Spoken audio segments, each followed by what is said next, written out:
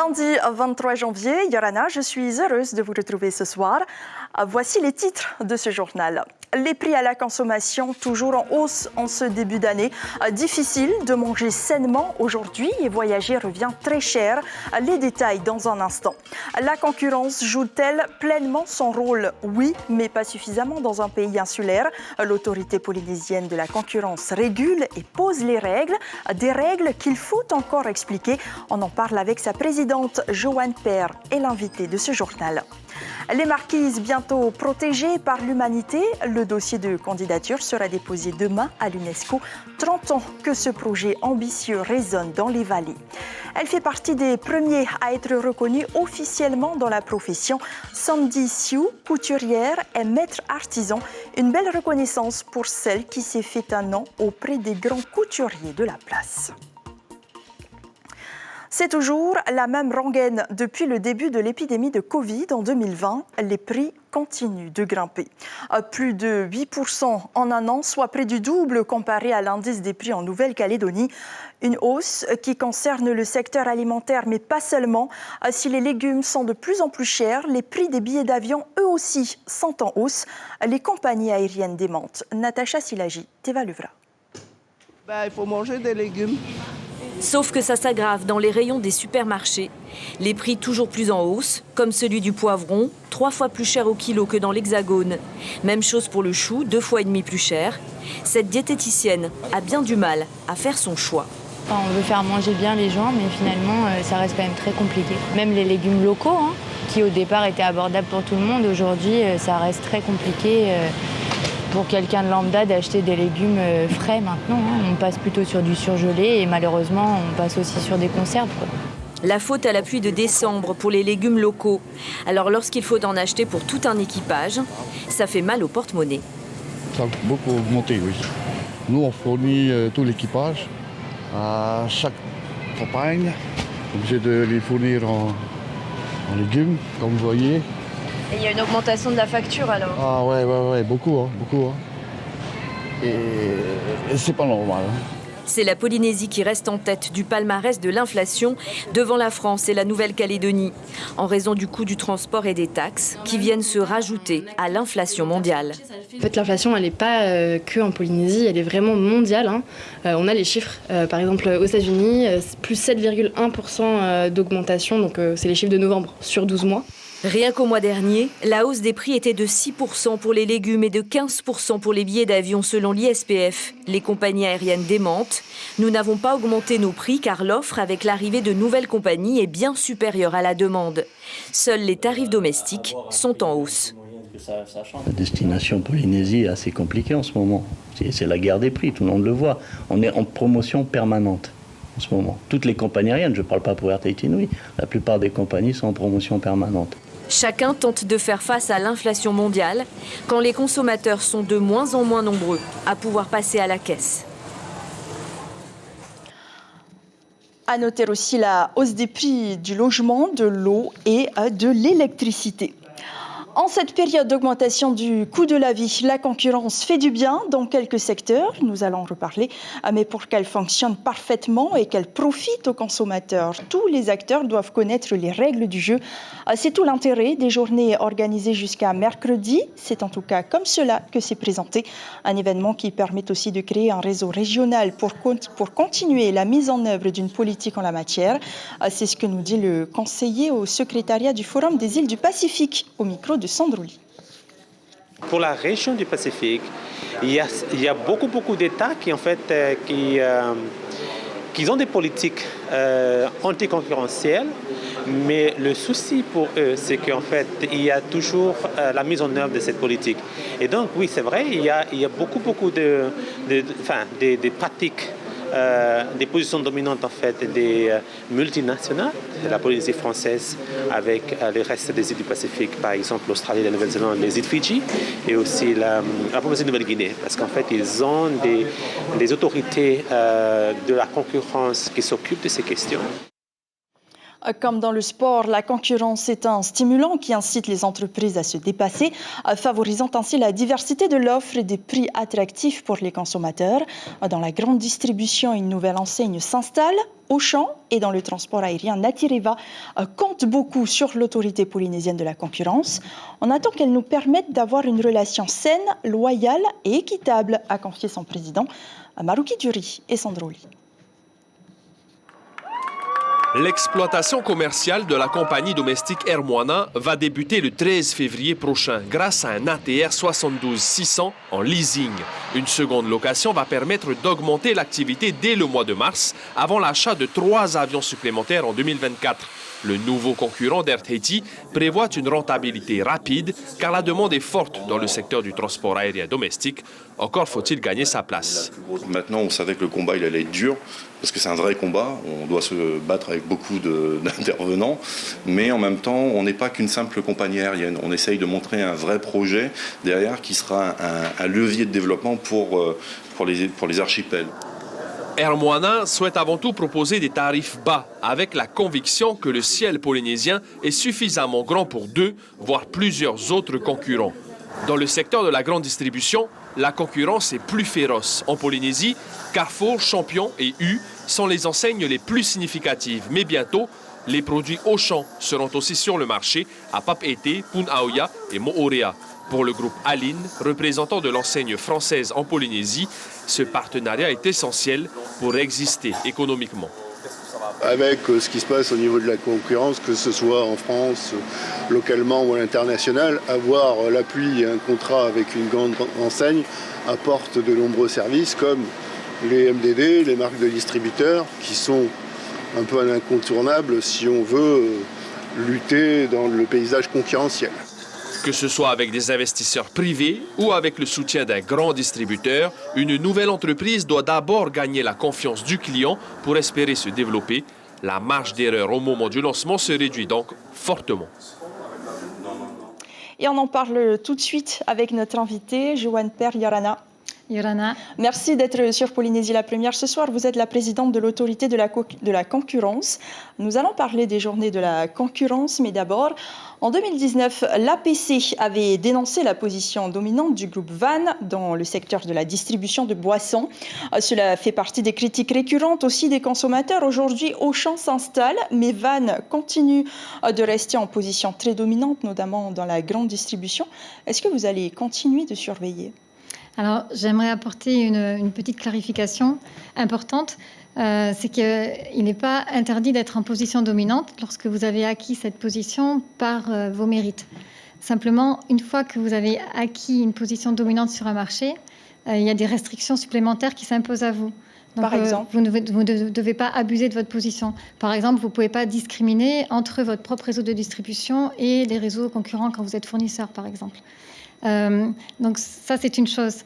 Cela étant dit, concernant spécifiquement l'ancienne Auchan, j'aimerais clarifier aussi ce point parce qu'il ne s'agit pas de l'arrivée d'un nouveau distributeur, puisque les affaires auxquelles vous faites référence en fait, concernent des changements d'enseigne. En fait, c'est un changement de nom sur des magasins existants et sur un projet en fait, qu'on avait déjà autorisé. Mais cela reste un nouveau distributeur. C'est une nouvelle enseigne, mais sur des magasins, en fait, la situation concurrentielle des zones concernées ne change pas, puisque ce sont des magasins qui existent déjà, qui vont simplement changer de nom.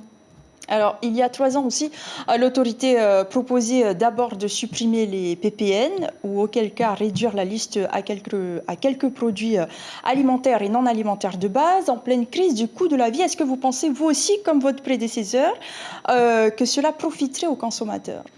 Alors, les PPN, en tout cas l'objectif visé par les PPN est tout à fait légitime puisque c'est une initiative qui vise à essayer de limiter l'inflation et de baisser les prix au bénéfice du consommateur.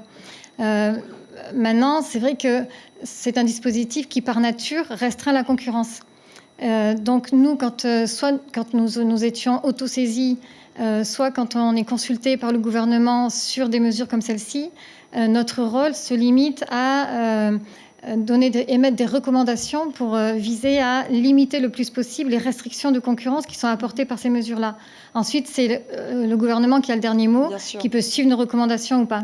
Alors justement, les journées de la concurrence, donc, elles ont, selon le gouvernement, pour objectif de mieux informer les juristes locaux sur les règles du jeu, entre autres. Aujourd'hui, Florent Vénère, économiste et ancien membre de l'APC, s'interroge. Est-il normal que le gouvernement fasse la promotion d'une manifestation organisée par une autorité indépendante? Alors, par ces journées concurrence, nous avons voulu aller au contact des acteurs économiques locaux. C'est la responsabilité de notre autorité, comme de toutes les autorités de concurrence du monde, de mieux faire connaître en fait ce que nous sommes et ce que nous faisons. Nous avons eu la chance pour la première journée de cet événement qui s'est déroulé aujourd'hui d'accueillir en fait les représentants des autorités de concurrence du Pacifique qui sont venus, donc ils nous ont enrichi toute la journée de leurs expériences et des défis aussi qu'ils ont eu à rencontrer.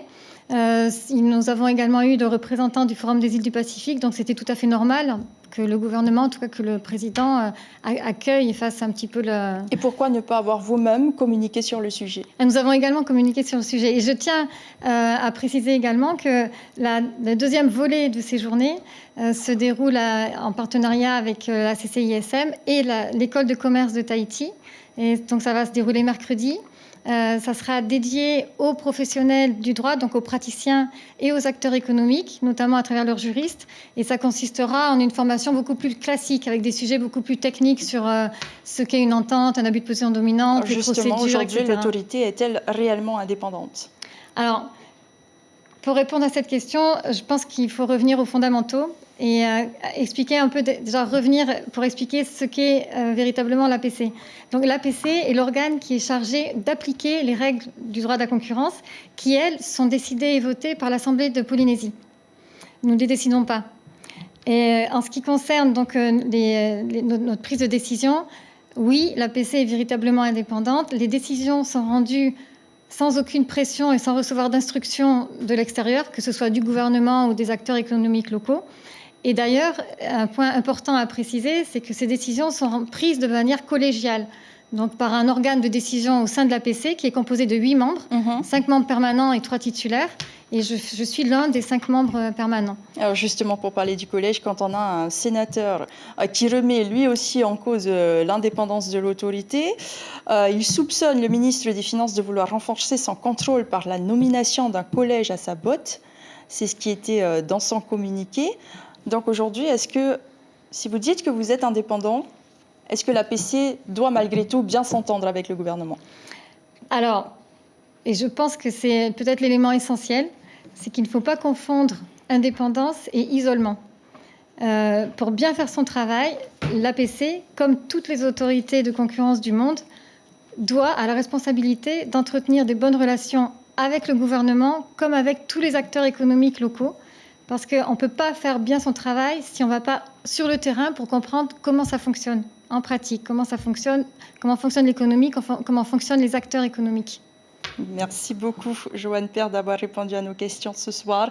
Je rappelle donc que les journées de la concurrence se tiennent jusqu'à mercredi. Donc, vous avez peut-être, vous aussi, été victime de perturbations sur le réseau téléphonique Vini. Aujourd'hui, 20 000 abonnés ont été impactés, beaucoup moins à l'heure où je vous parle, à la faute à un changement d'équipement. La panne survenue le 9 janvier a obligé l'opérateur historique à faire un geste commercial.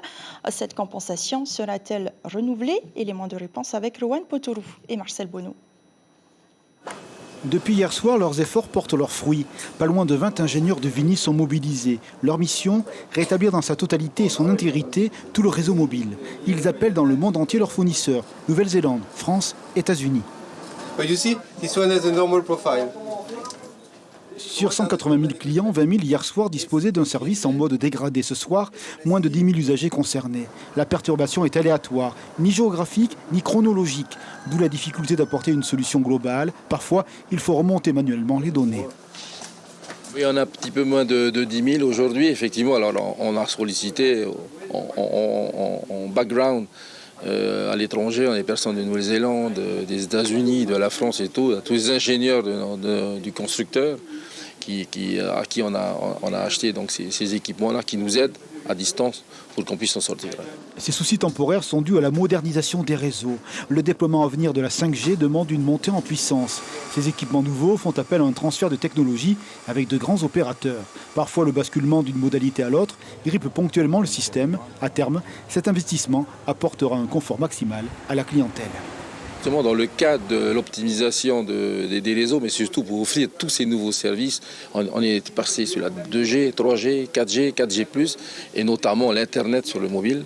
Donc c'est pour ça qu'on a lancé ce vaste programme-là qui a démarré il y a déjà plusieurs mois. On a déjà remplacé des briques, et là il nous reste 2 grandes étapes à venir, et dans celle-là, justement. La cellule de crise fonctionne jour et nuit jusqu'à la résolution des ultimes soucis. Ce serait en bonne voie maintenant. 30 ans déjà que résonne dans les vallées de la Terre des Hommes l'inscription des marquises au patrimoine mondial. Après un long processus, ce projet franchit enfin l'étape finale. Vous le savez, le dossier sera officiellement déposé demain à l'UNESCO. Petit inventaire des atouts de l'archipel avec nos confrères d'Outre-mer la première. Chanté par Jacques Brel, immortalisé par Paul Gauguin, les marquises veulent être protégées par l'humanité.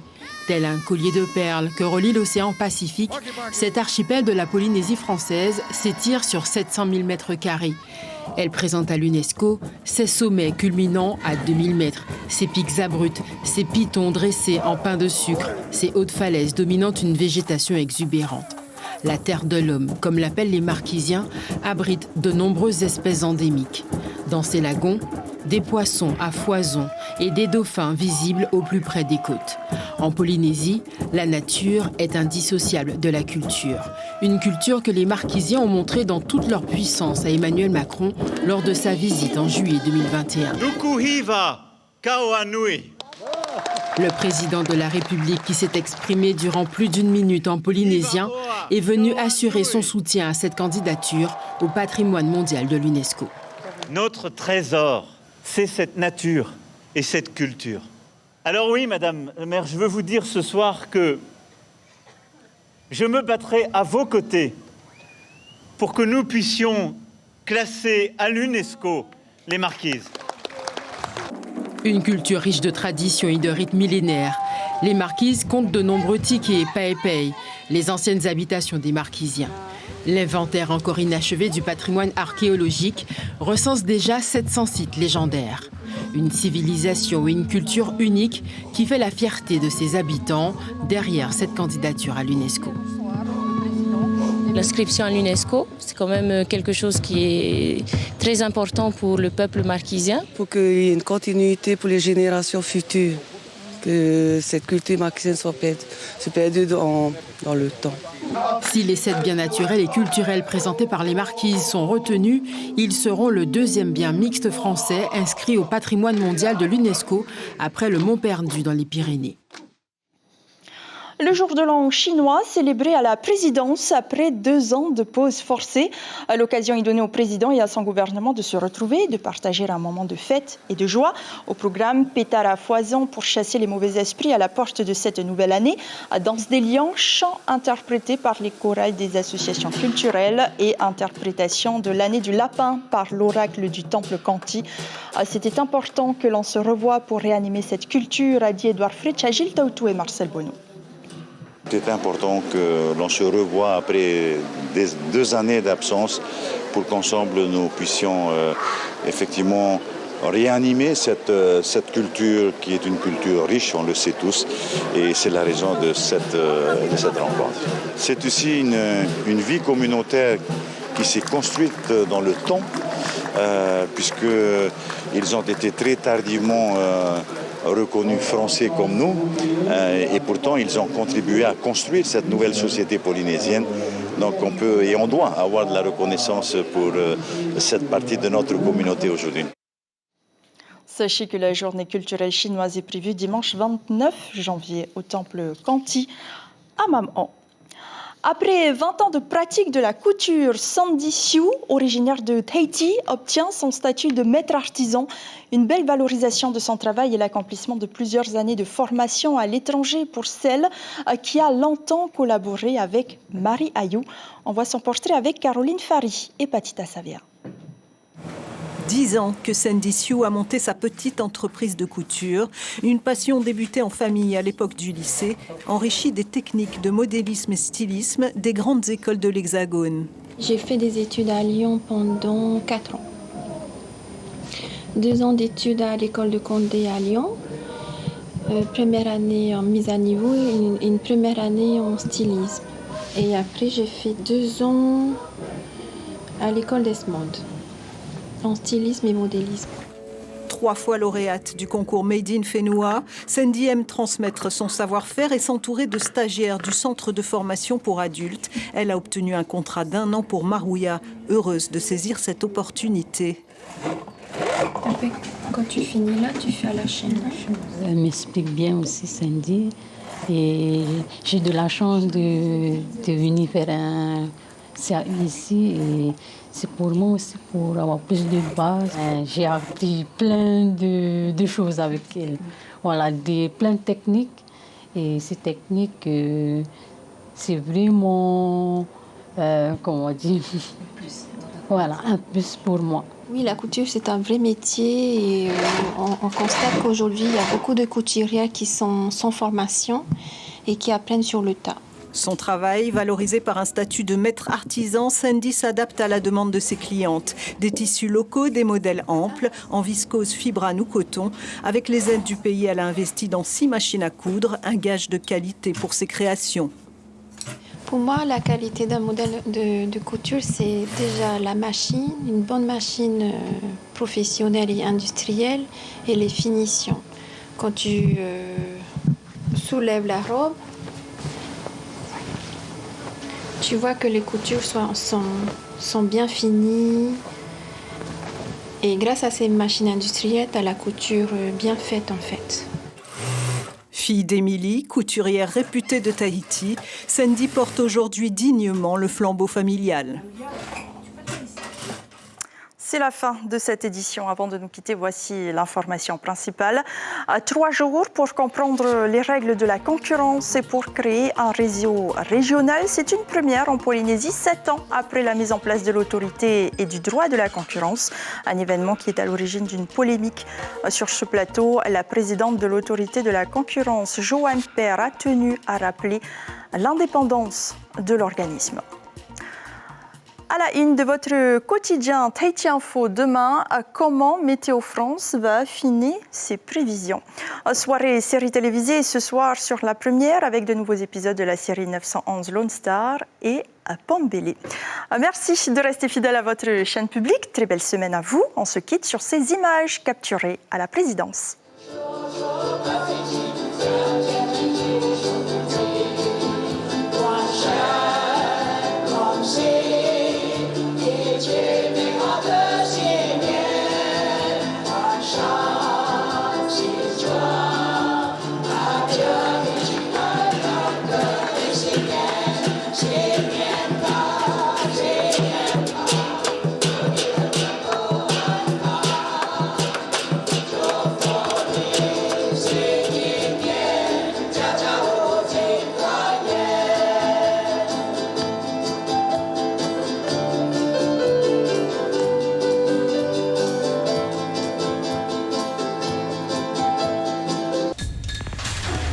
L'information en continu sur Polynésie la première, Internet et réseaux sociaux.